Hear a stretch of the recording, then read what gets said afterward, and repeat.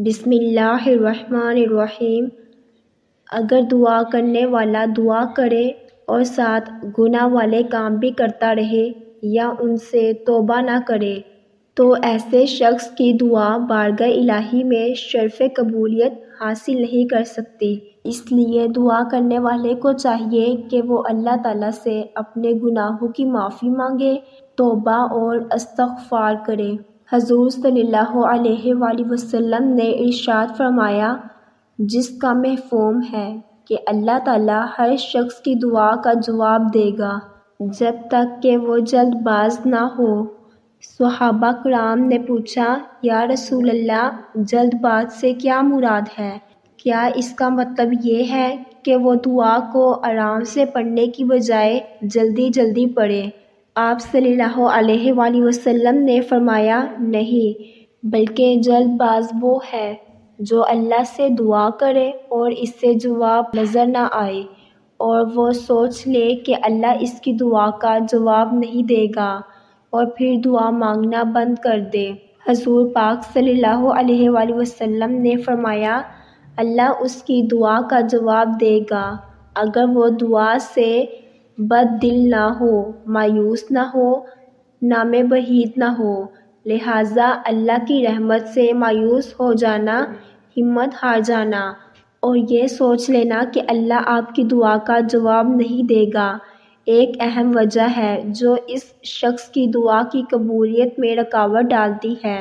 اس لیے جب بھی اللہ پاک سے دعا مانگیں تو مانگتے رہیں، اللہ پاک ضرور عطا فرمائیں گے۔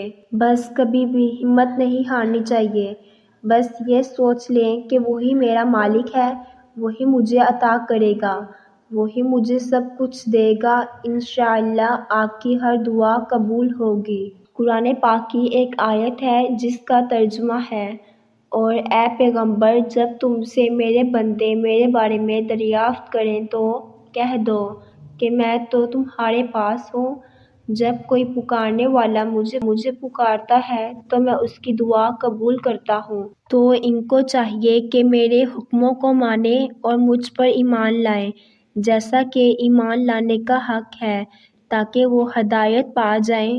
حضرت ام سلیم رضی اللہ تعالی عنہ نبی اکرم صلی اللہ علیہ وآلہ وسلم کی خدمت اقدس میں حاضر ہوئے اور عرض کیا، یا رسول اللہ، مجھے ایسے کلمات بتائیے جن کے ذریعے میں اللہ سے دعا مانگا کروں۔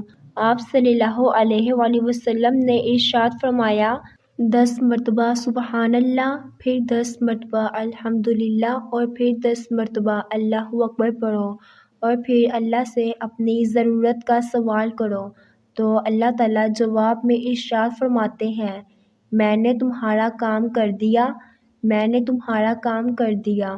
معزز ناظرین، یہ عمل بہت ہی زیادہ خاص اور چھوٹا سا عمل ہے کیونکہ آپ صلی اللہ علیہ وآلہ وسلم کا فرمان کبھی بھی جھوٹا ثابت نہیں ہو سکتا۔